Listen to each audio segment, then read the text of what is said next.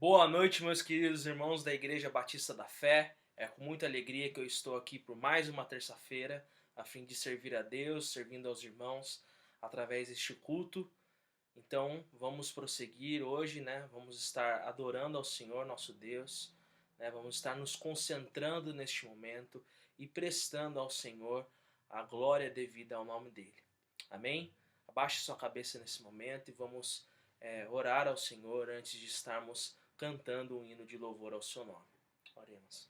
Senhor, nós te agradecemos pelo teu sustento. Nós te agradecemos, ó Pai, porque apesar de não merecermos, temos a certeza de que o Senhor está conosco, ó Pai, de que o Senhor está cuidando de cada detalhe da nossa vida.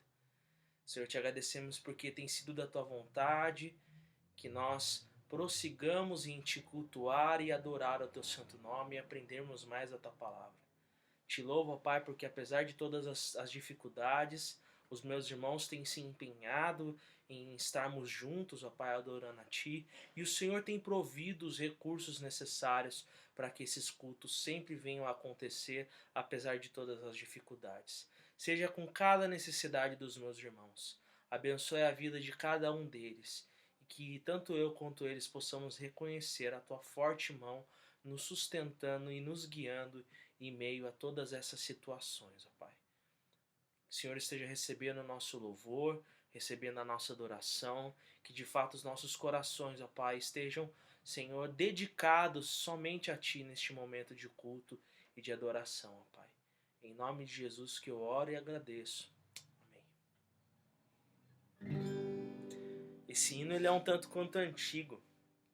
Eu me lembrei dele hoje, do seu conteúdo, quanto ele fala, quanto ele expressa a respeito da nossa dependência em Deus e o quanto a vida de Cristo em nossa vida realmente muda a nossa vida, muda a nossa realidade.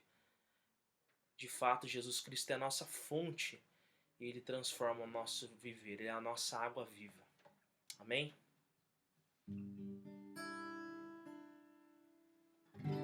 Cada estrada em que eu andei, eu pensei daria certo. Toda a terra onde habitei terminou em um deserto. Quando Deus achou-me em trevas, disse: haja luz. Quando Deus achou-me em guerras, disse: haja paz. Quando Deus achou-me em densas nuvens de tribulação, fez nascer um arco-íris no céu do meu coração. Toda vez que eu tive sede, Ele deu-me de beber. Água viva, deu-me de beber. Água viva, deu-me de beber.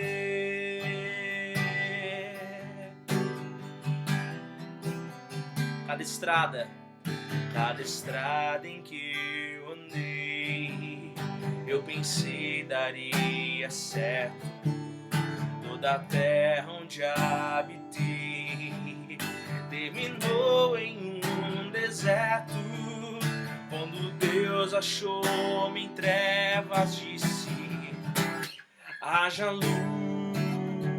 Quando Deus achou-me em guerras, disse: haja paz. Quando Deus achou-me em densas nuvens de tribulação, fez nascer um arco-íris no céu do meu coração.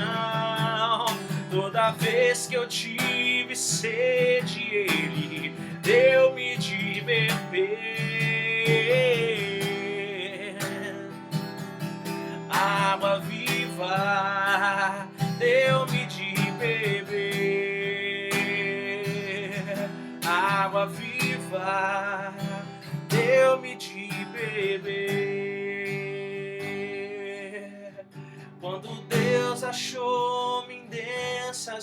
vez de tribulação, fez nascer um arco-íris no céu do meu coração. Toda vez que eu tive sede, Ele deu-me de beber. Água viva, deu-me de beber. Água viva, deu-me de beber.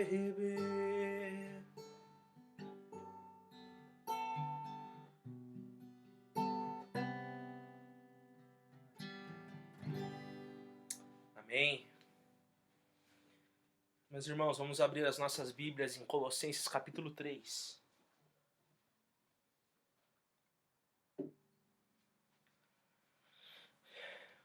Colossenses capítulo 3.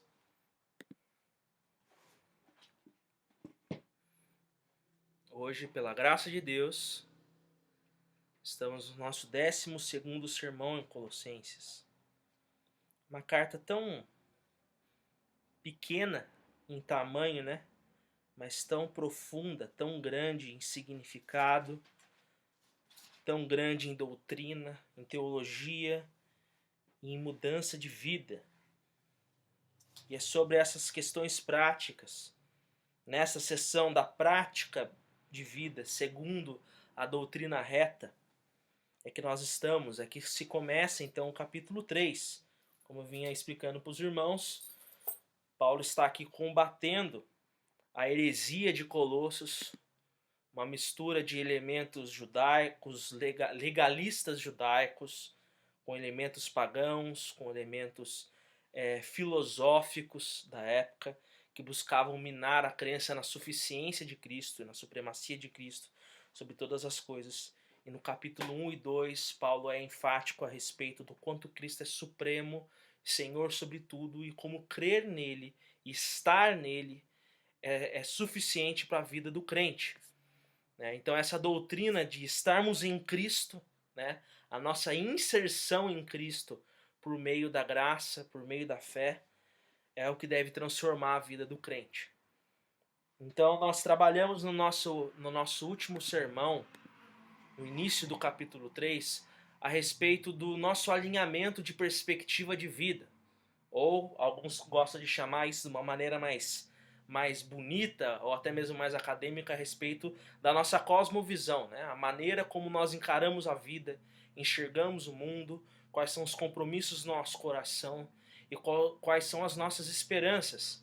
E Paulo exorta então que a nossa nova realidade em Cristo Jesus, o fato de termos sido ressuscitados juntamente com Cristo, deve fazer com que nós busquemos as coisas do alto, onde Cristo vive, assentado à direita de Deus. E pensar também nas coisas do alto, não nas que são aqui da terra, porque nós morremos em Cristo e a nossa vida está oculta juntamente com Cristo.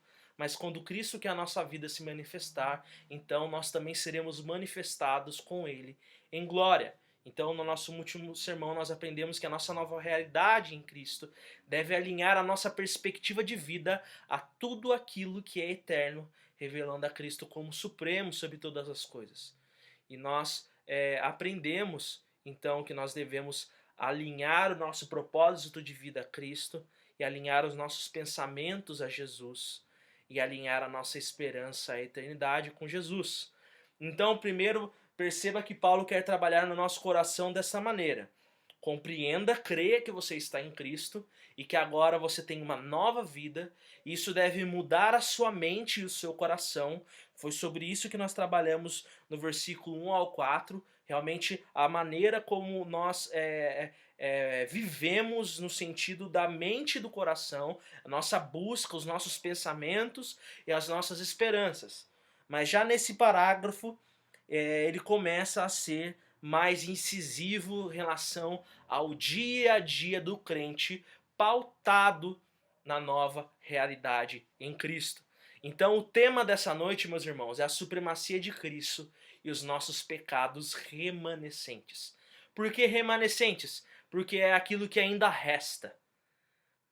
Paulo já está admitindo aqui nesse parágrafo que a nossa nova realidade em Cristo, ela é de fato uma nova realidade, mas ela não exclui a presença do pecado na vida do crente até que nós sejamos manifestados juntamente com Cristo.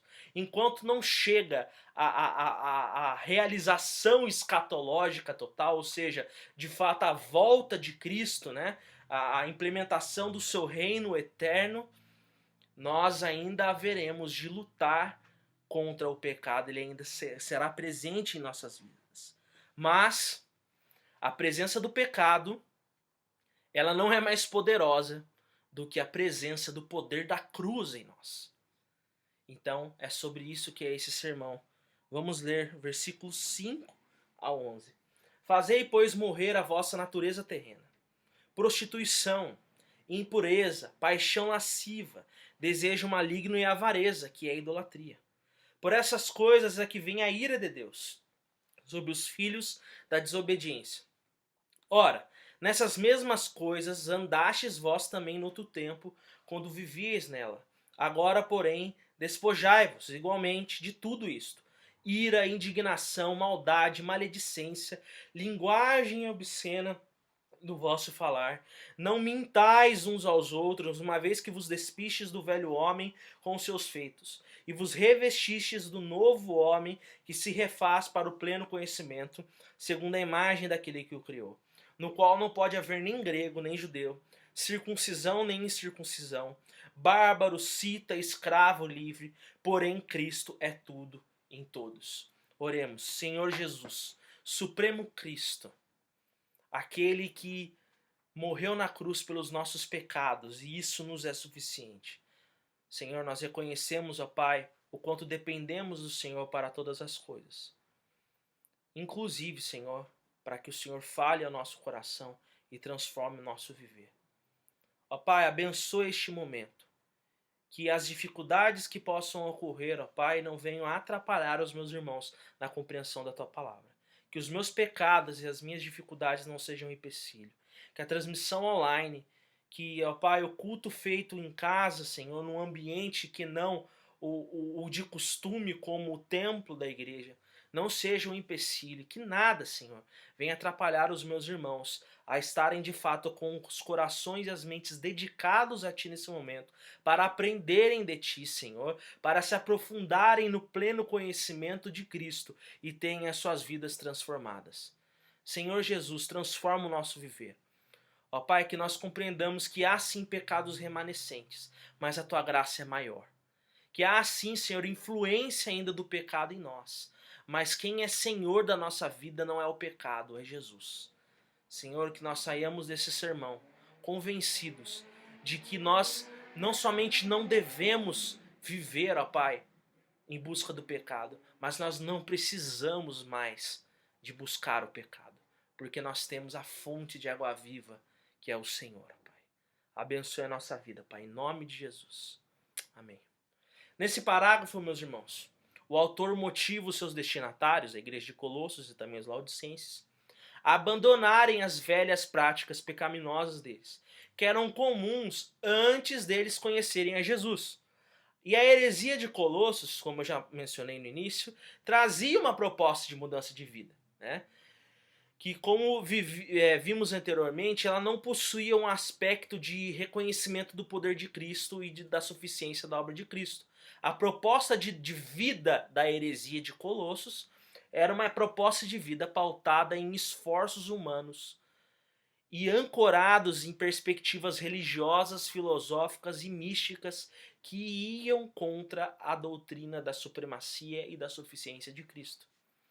Então era assim uma proposta de mudança de vida e até mesmo de pureza, mas nada a ver com a palavra e contra todo o pensamento que tem a Cristo como suficiente. Então, a fim de Paulo não passar nenhuma ideia de que a fé em Cristo pode dar vazão à libertinagem, ou seja, ele não queria que nesse combate à heresia de Colossos, que era um combate a uma heresia, que tinha uma proposta de mudança de vida, ele não fosse em nenhum momento confundido, dizendo o seguinte, ó, já que Cristo fez tudo, então vocês fiquem como estão. Né? Muitas das vezes a doutrina da salvação pela graça e pela fé somente, ela recebe ataques muito fracos, muito fáceis de serem respondidos, mas recebem ataques em relação ao seguinte: já que a salvação é pela graça, então eu não preciso fazer nada, né? Já que, principalmente nós que temos uma orientação mais para a soberania de Deus, né? Que acreditamos que isso é o que é bíblico, nós não perdemos a salvação, pois nós somos eleitos em Cristo Jesus e uma vez salvos, salvos para sempre. Alguns dos nossos irmãos, hoje, nos nossos dias, né? Os nossos irmãos arminianos, né? Um dos argumentos dele é que isso pode dar vazão à libertinagem. Mas não é isso que a Bíblia ensina. Colossenses fala a respeito de uma obra completa de um Cristo supremo, mas essa obra transforma o viver do crente. A salvação é pela graça e essa graça não é em vão, ela é uma graça transformadora. O que acontece na vida de todo eleito é uma regeneração por conta dele ser predestinado a ser conforme a imagem de Cristo.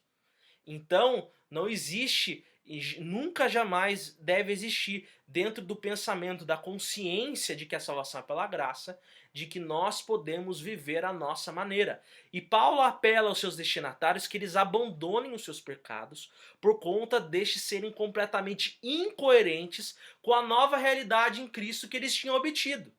Ou seja, por estarem em Cristo, pensando nas coisas do alto e não nas da terra, eles ganharam então um senhor sobre os seus desejos sexuais, os seus relacionamentos e também sobre a maneira como deveriam enxergar as pessoas, até mesmo em seus aspectos sociais. É sobre isso que fala o último versículo. Então, dessa mesma forma, meus irmãos, que este parágrafo falou aos colossenses e aos laodicenses, também a fala ao nosso coração, porque nós devemos compreender que na nova criação, ou seja, tendo nós uma natureza redimida, né, nós temos a redenção dos nossos sentidos e também uma perspectiva de vida que muda o nosso comportamento, a fala, ela vai desfazer toda e qualquer acepção de pessoas também. Por nós estarmos em Cristo, nós não mais precisamos viver buscando satisfação nas coisas terrenas, pois já alcançamos o céu e nós já desfrutamos desde já da eternidade por meio de Cristo Jesus. Ou seja, aqui Paulo ele nos mostra de fato a chave da vida cristã. Enquanto as outras religiões acreditavam na seguinte maneira, todas as religiões, por exemplo, até hoje, qualquer religião, nenhuma pensa dessa maneira. Todas mudam somente os deuses, muda a interface, muda as ordenanças, mas sempre as religiões trabalham assim.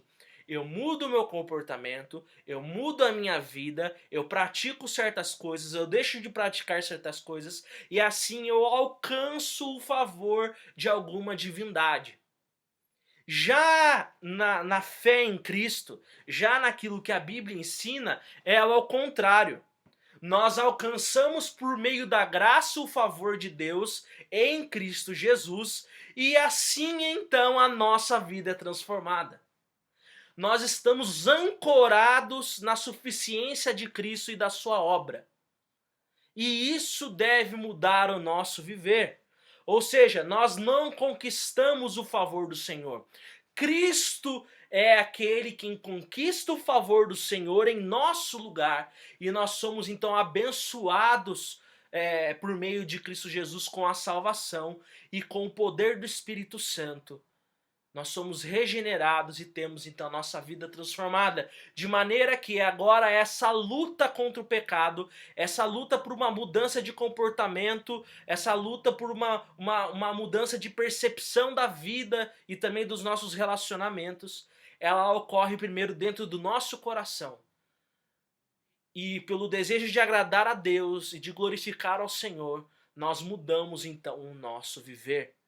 Paulo quer dizer que eles devem sim abandonar as suas práticas pecaminosas, esses pecados que ainda restam, esses pecados remanescentes, mas que isso deve ocorrer por causa daquilo que ocorreu na cruz. Então, meus irmãos, a ideia central desse sermão né? Aquela frase que você precisa decorar, que você precisa entender, é que a nossa nova realidade em Cristo implica em abandonarmos nossas perversidades remanescentes para vivermos em pureza de vida. Nossa nova realidade em Cristo implica em abandonarmos as nossas perversidades remanescentes para vivermos em pureza de vida. E o primeiro ponto, meus irmãos, ele é tratado no versículo 5 a 7. Os 3 primeiros versículos. Onde Paulo nos ensina que em Cristo nós obtemos pureza sexual. Paulo exorta os seus ouvintes a fazer morrer, ou seja, sufocar, fazendo um esforço desmedido e consciente. Não é algo, percebam meus irmãos, que não é algo que acontece naturalmente. Ele exorta eles a fazer morrer. Esse verbo aqui, fazer morrer, só para os irmãos terem noção, é de onde vem a nossa palavra necrotério. Ou seja, é de fato sufocar, fazer esforço para matar, para destruir o pecado que ainda resta na carne. Diferente da heresia de Colossos, Paulo não via a possibilidade de alcance de um nível espiritual que pudesse alcançar uma destruição completa do mal, que segundo a heresia de Colossos residia na matéria. Lembra do dualismo que eu comentei com os irmãos? Eles acreditavam que o espírito era bom e que a matéria era má. Não é isso que a Bíblia ensina. A Bíblia ensina que através da matéria, através do nosso corpo, nós devemos glorificar ao Senhor. E que nosso corpo deve ser oferecido a Deus como um sacrifício vivo. O pecado não está no corpo, mas está naquilo que a gente pratica com o corpo. Paulo exorta os seus ouvintes a viverem a vida terrena de acordo com os princípios celestiais, que implica numa constante tensão e luta contra o pecado, e como diz o versículo 4, até que sejamos manifestados juntamente com Cristo, em glória. Então aqui Paulo ele está trazendo uma proposta diferente de pureza sexual da proposta que a heresia de Colossos trazia. E segundo os estudiosos, né, desse contexto aqui histórico, social e religioso, uma das propostas era a abstinência sexual. Até mesmo entre casados. Mas Paulo está querendo dizer que nós devemos sufocar a imoralidade sexual e não a nossa sexualidade. É diferente, é completamente diferente. Paulo está querendo nos dizer o seguinte, qual que é o princípio desses 3 versículos? Que, ancorados na nossa nova realidade em Cristo, nós devemos fazer um esforço consciente e desmedido a fim de abandonarmos nossas imoralidades sexuais, pois essas enfurecem o Senhor e ira, e são condizentes com uma vida de quem não está em Cristo, mas está debaixo da justa condenação eterna. Então, meus irmãos, Paulo não está querendo dizer aqui que o crente não deve ter sexualidade, que o crente não deve ter desejos sexuais e que o crente não deve satisfazer os seus desejos sexuais. Ele está querendo dizer que o crente, que aquele que está em Cristo, ele deve fazer morrer a imoralidade sexual da sua vida. Porque depois ele vai falar até mesmo sobre família, sobre relacionamento entre homem e mulher. Ou seja, não era o ascetismo da heresia de Colossos, não era a abstinência sexual da heresia de Colossos, mas era compreender que Jesus Cristo é supremo sobre a sua sexualidade. Então, meus irmãos, como que nós aplicamos esse princípio? Entender que nós devemos odiar a imoralidade sexual. Nós devemos nos conscientizar de todo o mal que há nela e abandonar todas as suas práticas. No contexto de pessoas que não são casadas, a opção sexual é a castidade. É a castidade, mas não é a abstinência sexual. A castidade é diferente da abstinência sexual.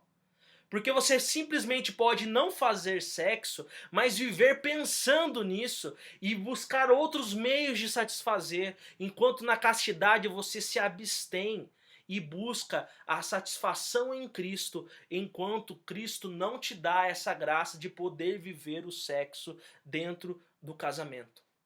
É completamente diferente. Então, e os casais casados devem se satisfazer sexualmente, mutuamente, dentro do contexto do matrimônio. Então, não é para reprimir simplesmente a sua sexualidade. É para abandonar a imoralidade sexual e viver a sua sexualidade de uma maneira que glorifique ao Senhor. Os solteiros vivendo a castidade, buscando satisfação plena em Cristo, e os casados buscando se satisfazer mutuamente dentro do sexo adequado, dentro do contexto conjugal. Então, Paulo deixa bem claro que Deus odeia a imoralidade sexual. Se Deus odeia a imoralidade sexual, nós devemos também odiá-la. E, meus irmãos, não tem como falar disso sem falar da questão da pornografia, que eu já comentei algumas vezes, que eu já fiz algumas aplicações em outros sermões.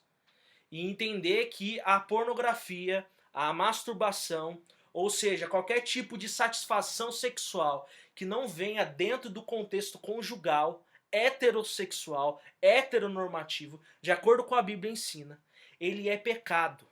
E a pornografia existe, ela existe, mas ela é algo muito mais terrível do que as pessoas imaginam.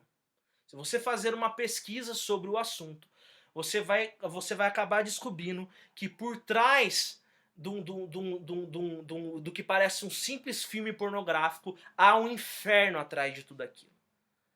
Por trás daquelas câmeras, há pessoas se drogando, há pessoas se suicidando, há pessoas em depressão, há financiamento de tráfico de pessoas, há financiamento de produções de pedofilia, há financiamentos de coisas terríveis, de coisas completamente horrorosas.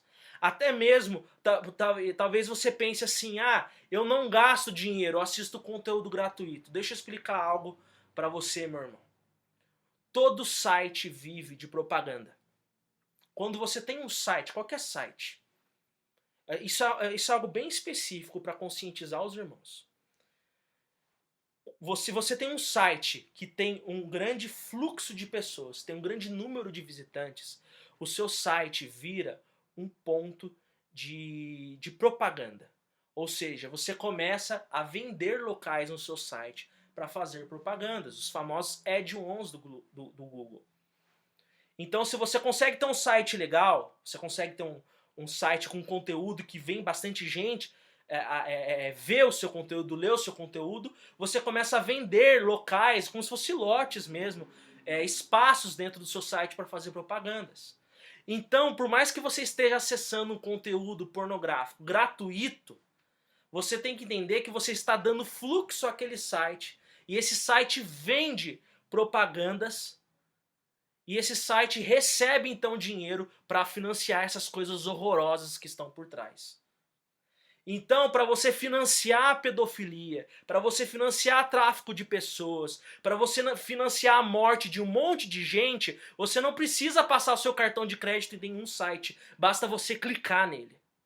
Então, além de você estar traindo a sua esposa assistindo pornografia, você jovem, além de você estar praticando fornicação e imoralidade sexual, você está cooperando cada vez que você consome pornografia para a morte e para a destruição de milhares de pessoas, inclusive crianças indefesas. Forte, né? Isso é tão forte que Deus sente ira e ódio contra a imoralidade sexual.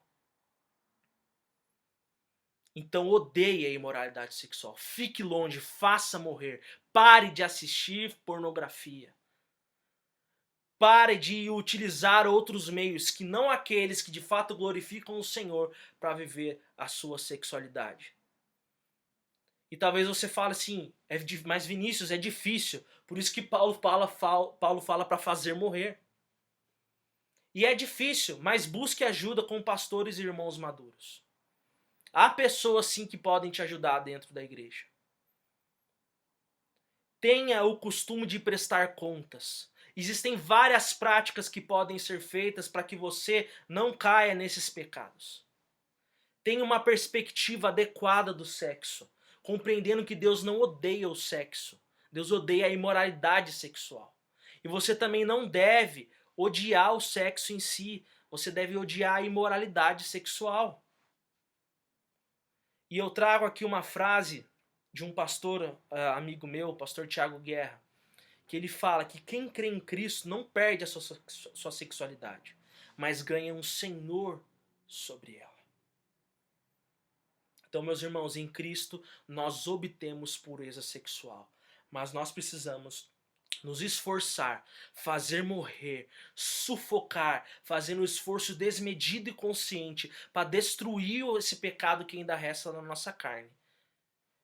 E isso só é possível porque nós estamos ancoradas na nossa nova realidade em Cristo Jesus.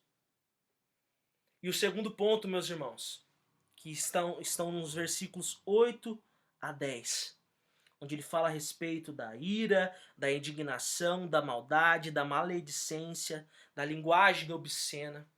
Nesses versículos, Paulo está exortando os seus ouvintes quanto às ações e reações pecaminosas nos seus relacionamentos, as quais devem ser abandonadas mediante o despir-se do velho homem e o revestir-se do novo homem em Cristo Jesus.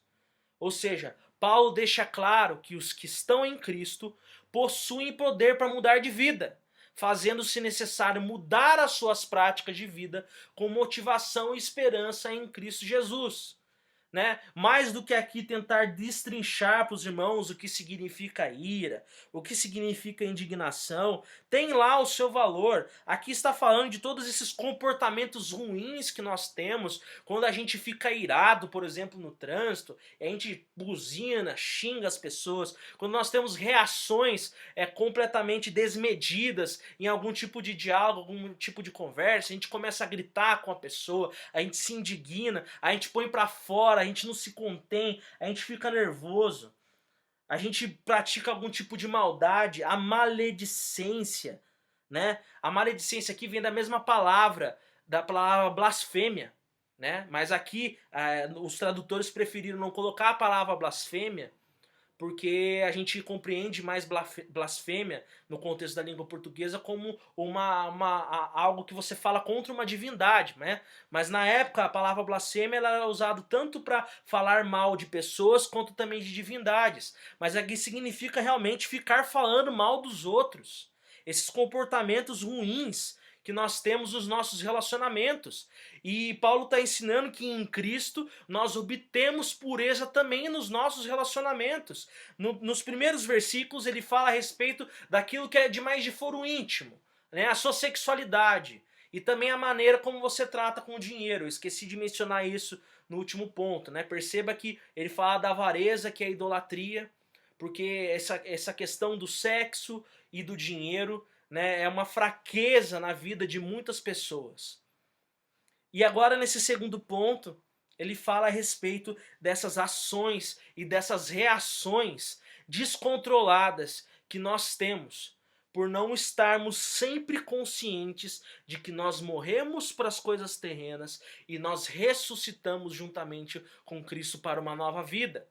E que agora é possível não ser uma pessoa irada, é possível não ser uma pessoa maldosa, é possível não ser uma pessoa que vive em indignação, é possível ser uma pessoa que não fica falando mal dos outros. E eu me lembro até hoje de uma aplicação que o pastor Flávio fez, muito boa, a respeito da questão da maledicência, que às vezes você está falando mal de alguém, e alguma pessoa pode pegar e te repreender e você fala assim, não, mas eu não estou falando nenhuma mentira.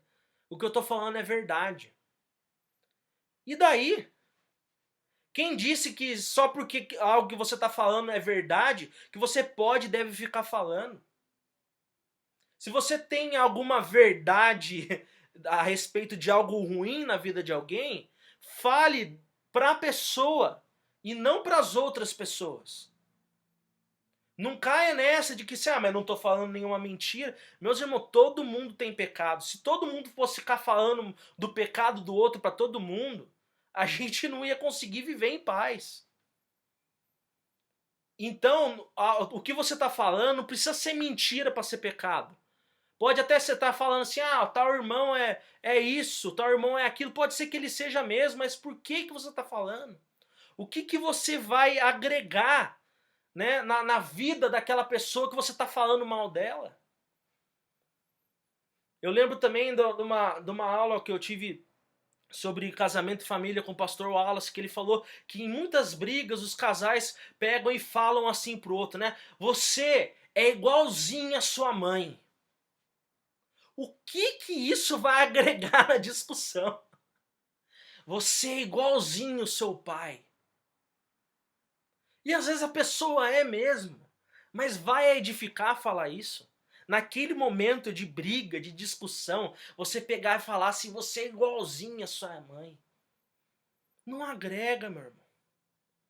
Então essa maledicência não tem só a ver com falar mal das pessoas, no sentido de que aquilo é mentira ou é uma fofoca. Maledicência não é exatamente fofoca. A fofoca é de fato uma mentira que você está contando. A maledicência é quando você está falando para ofender, não está sendo edificante.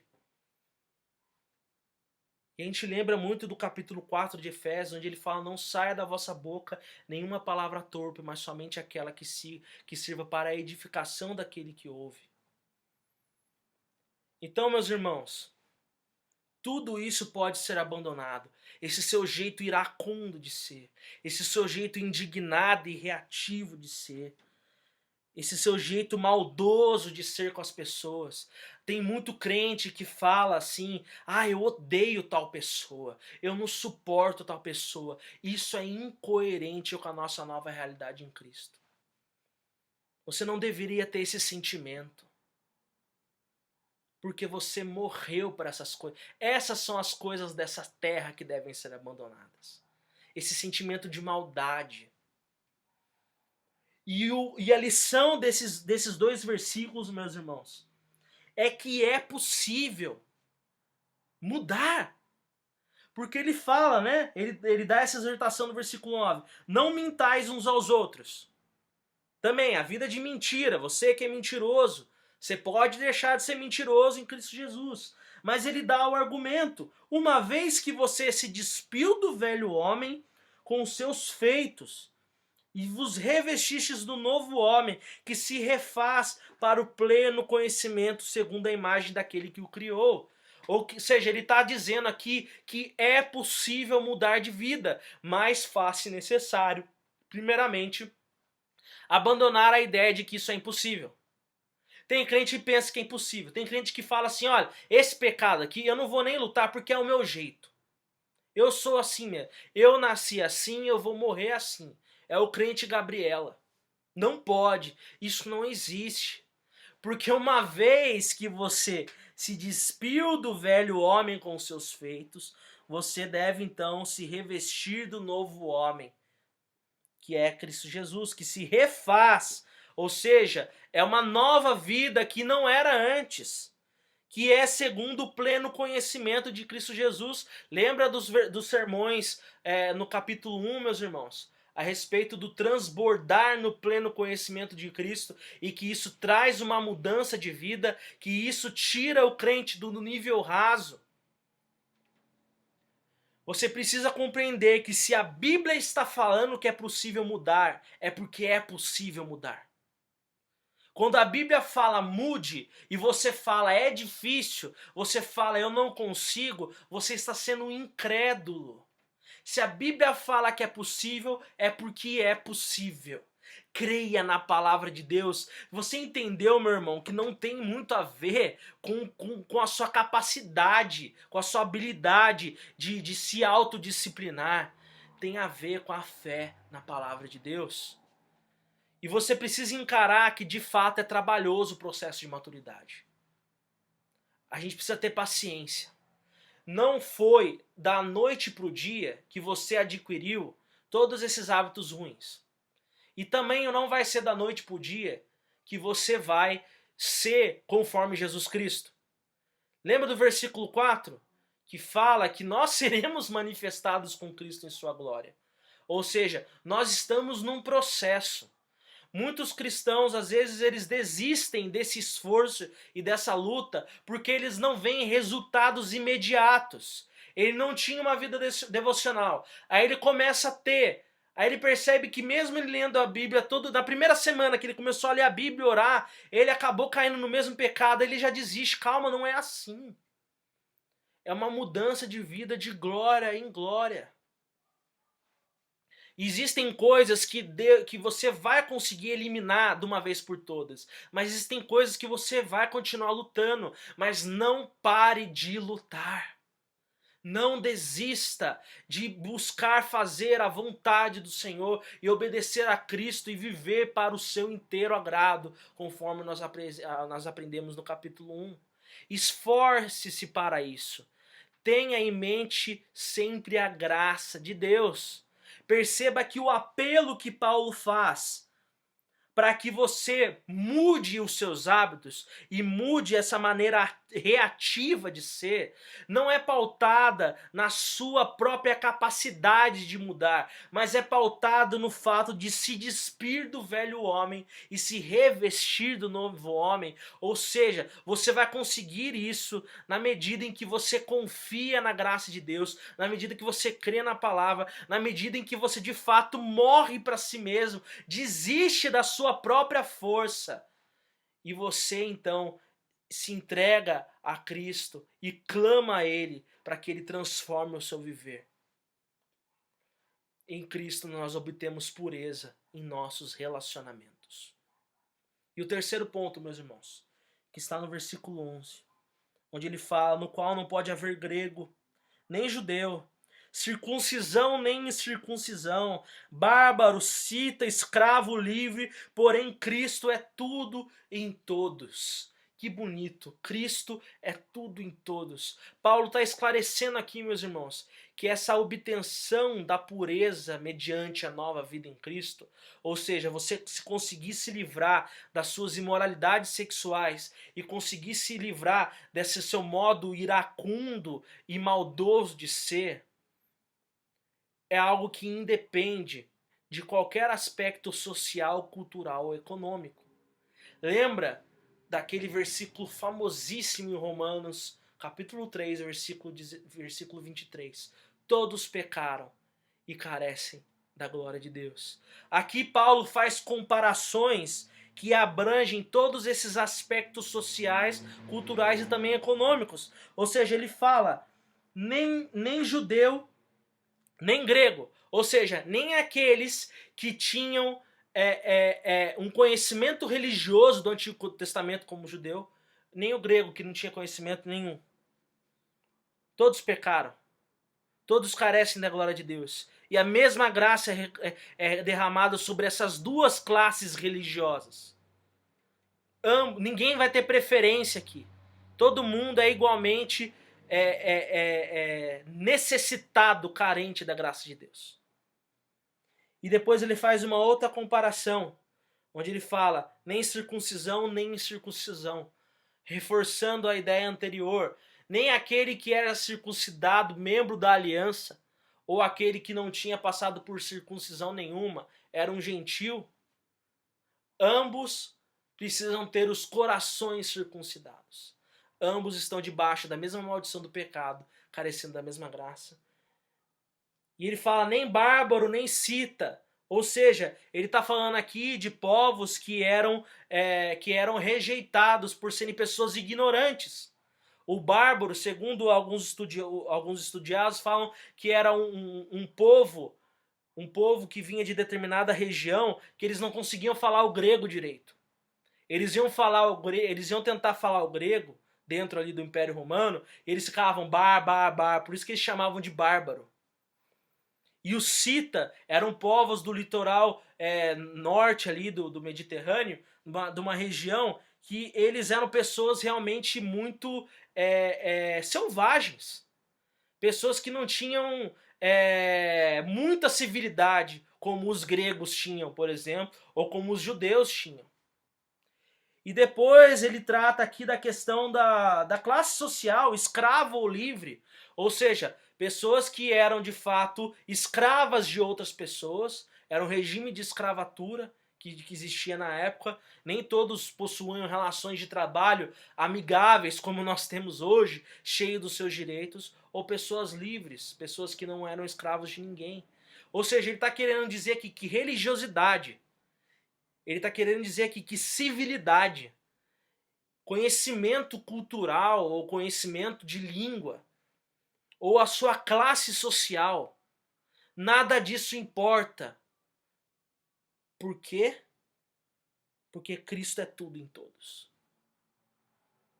Todas essas classes, elas são niveladas, porque todos pecaram e encarecem da glória de Deus. E qual que é o terceiro ponto? Que em Cristo nós obtemos pureza na nossa perspectiva social. Aquele que está em Cristo Jesus, ele enxerga todos como iguais. Todos como carentes da graça de Deus. Todos como aqueles que precisam ser amados.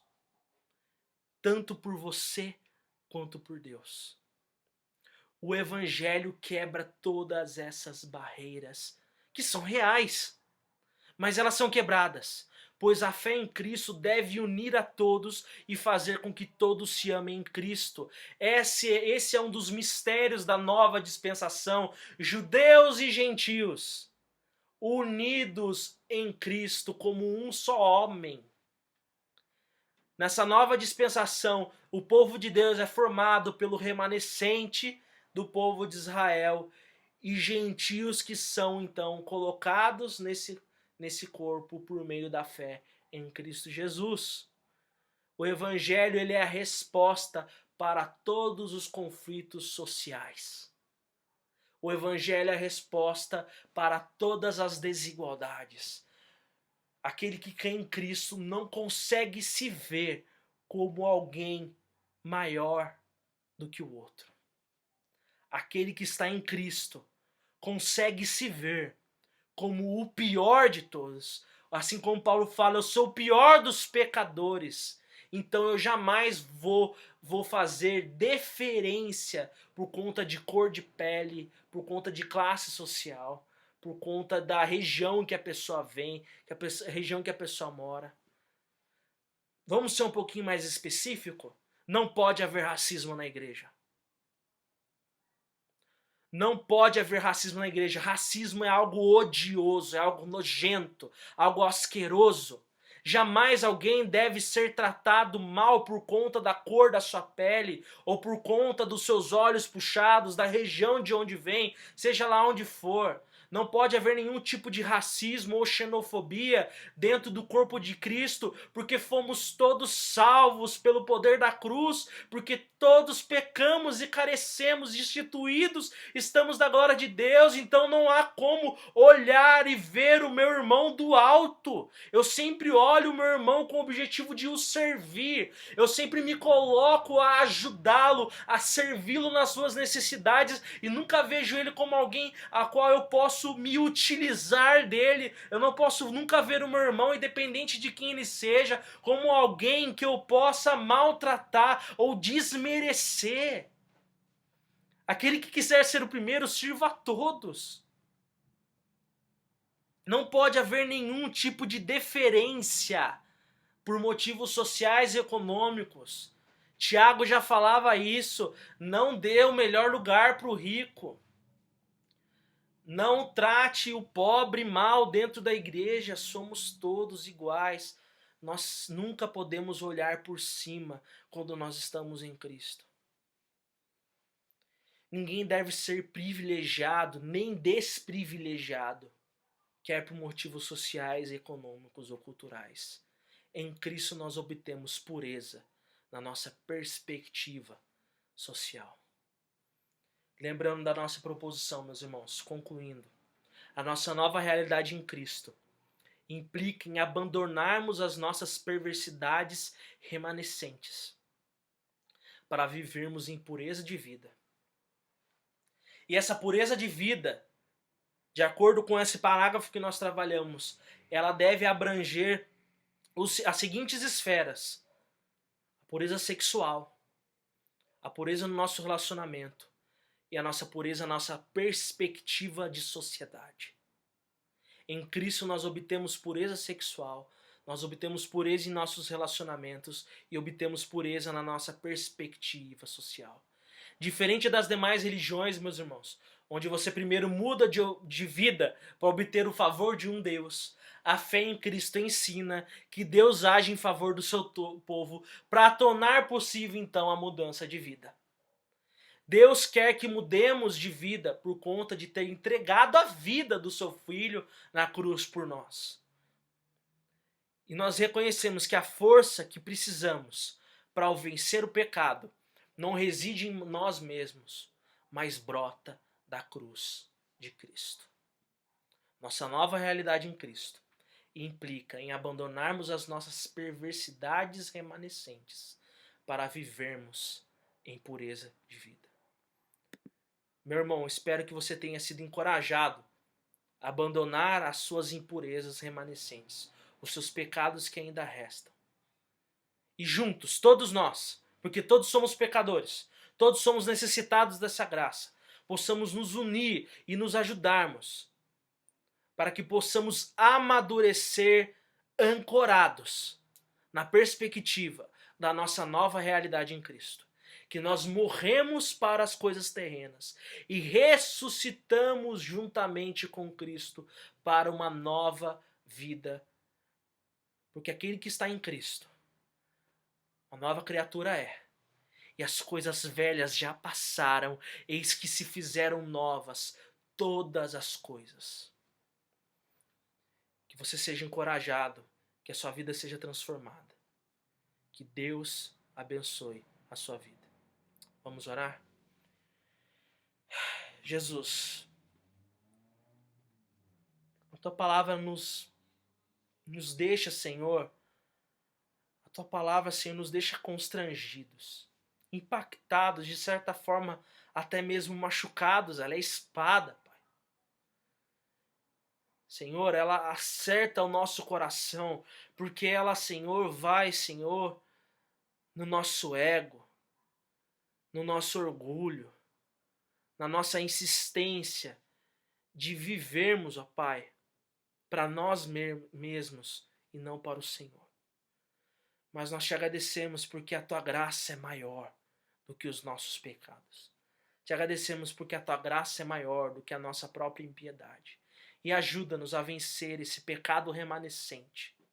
Porque Cristo é supremo sobre as nossas vidas.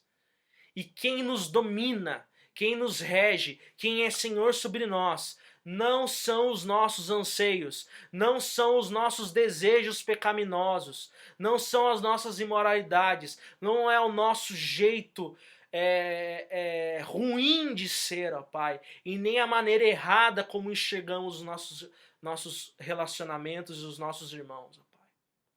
É Jesus Cristo quem é o Senhor sobre as nossas vidas. E que em nome de Jesus, a cada dia, nós possamos nos entregar, ó Pai, e reconhecer a soberania de Cristo, Senhor, sobre nós, para vivermos de uma maneira que o agrade, ó Pai. Para vivermos de uma maneira que glorifique o Teu santo nome. Ajuda-nos, ó Pai. Eu reconheço, ó Pai, e eu espero que os meus irmãos reconheçam que nós não conseguiremos nada disso sozinhos. Nós precisamos confiar em Ti e precisamos, ó Pai, depender de Ti e também nos encorajarmos mutuamente na luta contra o pecado. Porque a vitória é certa pelo sangue do Teu Filho Jesus. Que nós possamos tomar posse, Senhor. Posse, Senhor. Sim, não no sentido de tomar posse como algumas igrejas ensinam a respeito de adquirir bens materiais e outras coisas completamente terrenas. Mas tomar posse, Senhor, no sentido de termos consciência de que nós morremos e que nós ressuscitamos juntamente com Cristo para uma nova vida. Ajuda-nos, ó Pai. Seja glorificado em nós e que o Cordeiro de Deus receba, Senhor, a recompensa pelo seu sacrifício. Em nome de Jesus, amém. Deus te abençoe.